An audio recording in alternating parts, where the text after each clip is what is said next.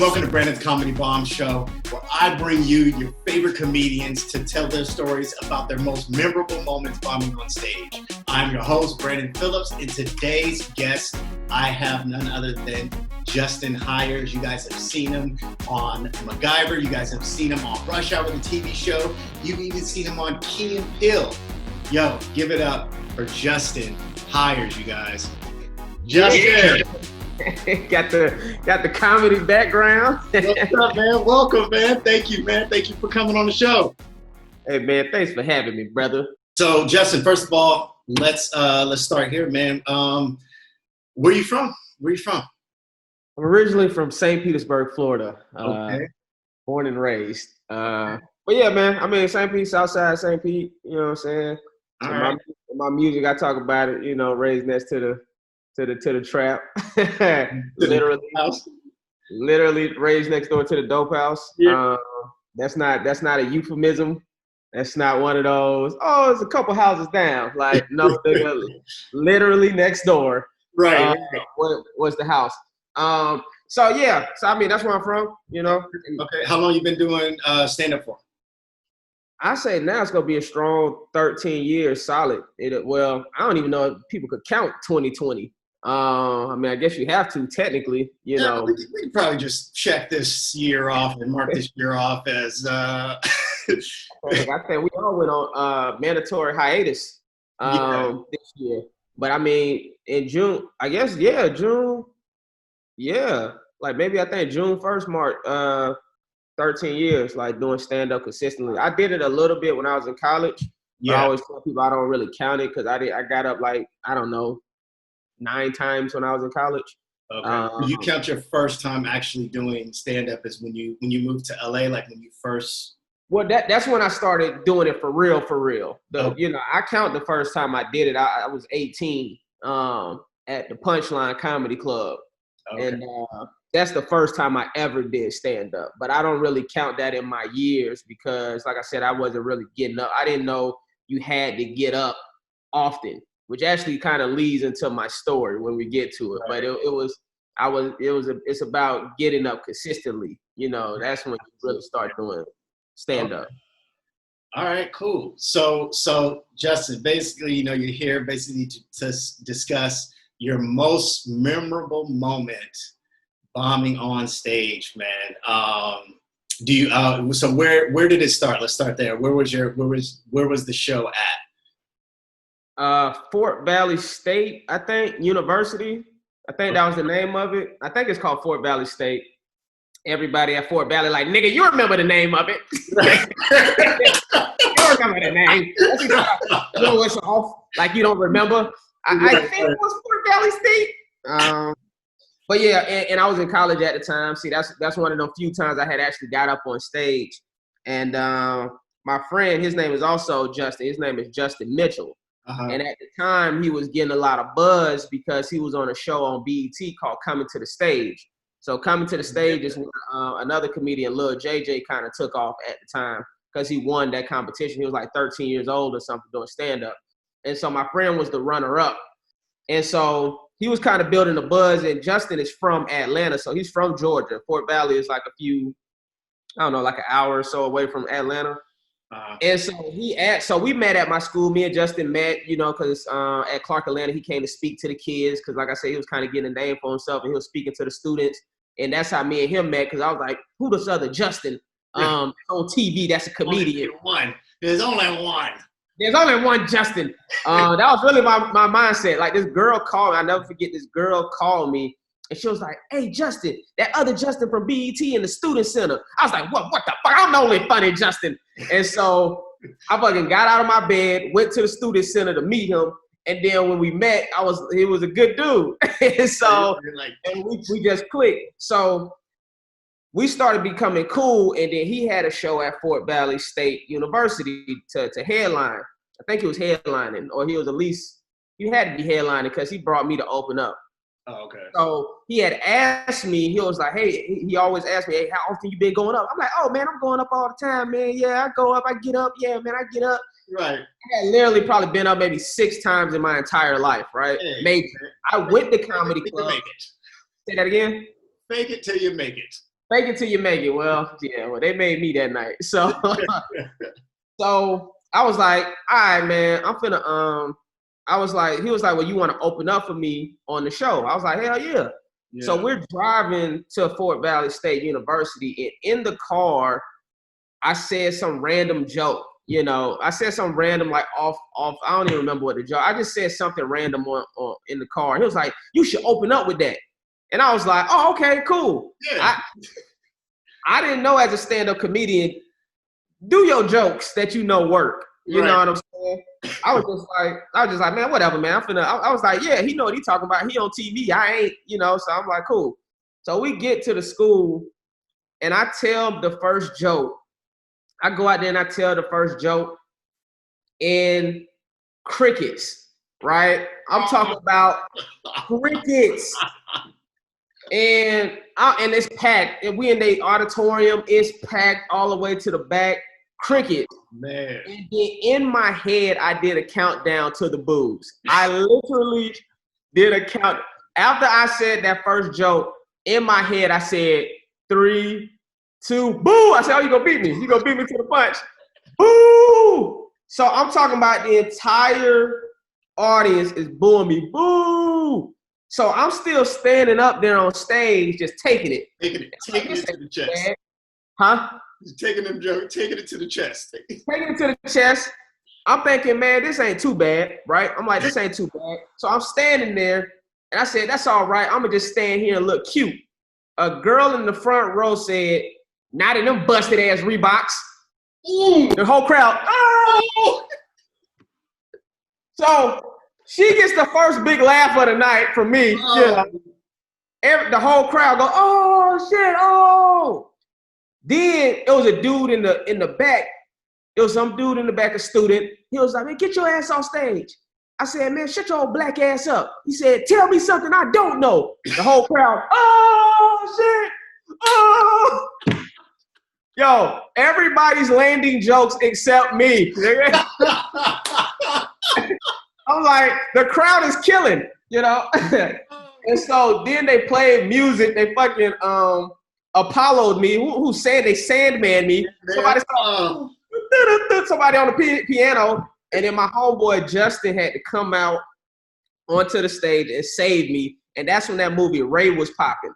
And so he did a Ray. He used to do a Ray Charles, a real good Jamie Foxx Ray Charles impression. And so he came out and did that and killed and shit.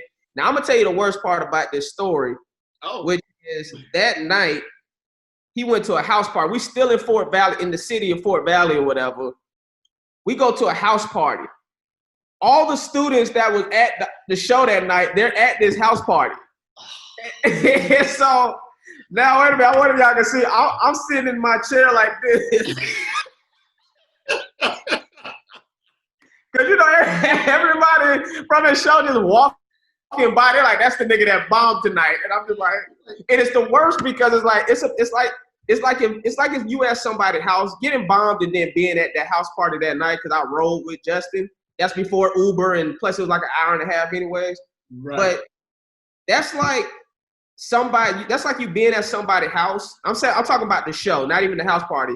But being at the show, then going to the house party is like being at somebody's house and they say, we don't want you at our house. And then you don't have any ride or transportation. And so you just feel like, well, I mean, I can't leave until yeah, I mean, I can't go until, you know, he So yeah, that's my bomb story, man. That's the bomb story. However, that's the only time I've ever been booed. I bombed before, but that's the only time I've been booed. That was your most memorable moment. Wow, your most memorable bomb moment. Wow, that's great, man. That's so funny. So how long did it take you after that bomb to get back up on stage, to get on the horse again? I don't know, man. I don't know, because like I said, that was in college. So I was already doing stand-up sporadically anyways, you know, so I don't know. So I don't even have to answer that question, but, you know, but I will tell you this. The first time I ever did stand-up, my first joke hit really good. And I was like, oh, this is easy. Right. And then every joke after that bombed. And so that's when I was at the punchline when I was 18. And luckily, there was a comedian in the back. I don't remember his name, unfortunately. He was a good dude because he used to drop me back off at college. I'm terrible with names. This nigga could save my life, and I'd be like, I don't remember this motherfucking name. Henry?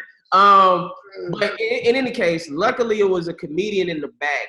He saw me perform my first time, and luckily, he said, yo, I could tell you're funny. I could tell you was nervous. It's your first time doing stand-up, but I could tell you're funny. So he was like, you know, you just got to get back on that horse as soon as you can. You just got to keep getting back on stage. But he was like, you got something. And if it was not for him telling me that, I probably would have stopped doing stand-up because I probably thought I wouldn't have known that, oh, you could get better at this. You see what I'm saying? I thought it was just a natural, like I'm funny at school, you know what I'm saying? So if I'm not funny right now on stage, this isn't meant for me. That's the thought that I probably would have had at 18.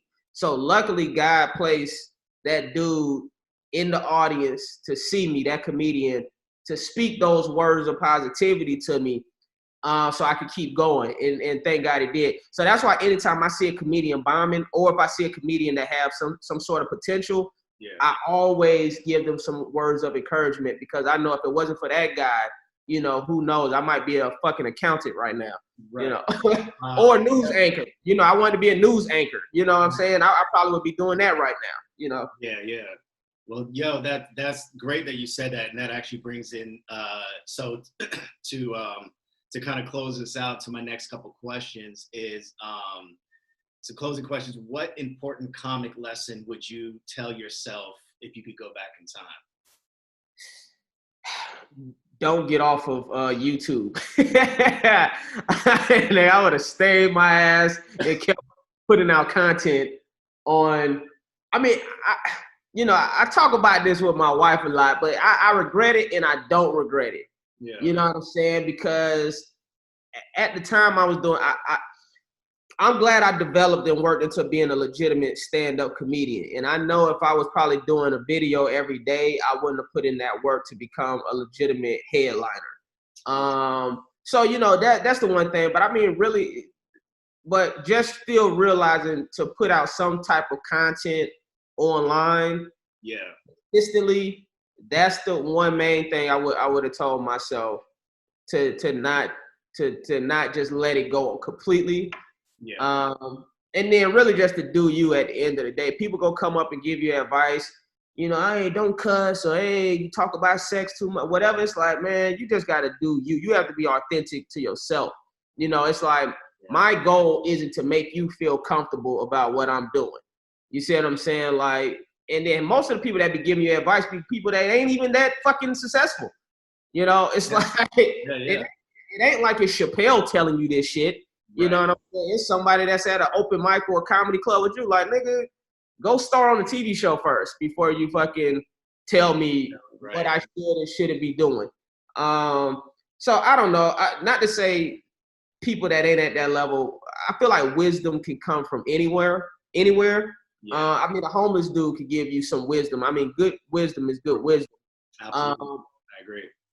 But at the same time, I feel like in the arts, authenticity and being true to yourself and just doing you. You know, if something don't feel right to you, you know, understand the landscape, you know, which is something me and you was talking about the other day when it just come to like using technology for your benefit, you know what I'm saying? So it's a thin line between following your gut and your instincts, but also keeping up with the times to make sure you're not falling behind in the marketplace and in the landscape, you know. Yeah, absolutely. Good. I feel like you pretty much just summed that up, but if you want to add anything onto this. So my final question is, if you had to leave one final piece of advice for the next generation of comics, what would it be? And I know you kind of just really talked about that, but if you want to, just do you. Okay. You know, study the greats and strive for greatness. You know what I'm saying? Don't strive for mediocrity. There it is. There it is. Yo, well, Justin, I appreciate you so much, man, for coming on the show. Very, very funny story, man. It was amazing. Thank you so much, man. And And yeah, man, tell the people where they can find you on social media or whatever, and what you got coming. All my stuff is Justin Hires, Hires, like tires, but with an H. I started doing music. It's doing really well, surprisingly. Yeah. So yeah, I put out I got new music Monday. So every Monday I'm putting out a new song on my YouTube and SoundCloud. But you can just go to my Instagram. The link is in my bio. Half Baked 2, I wrote that for Universal, so hopefully they should be filming that sometime later this year. Oh.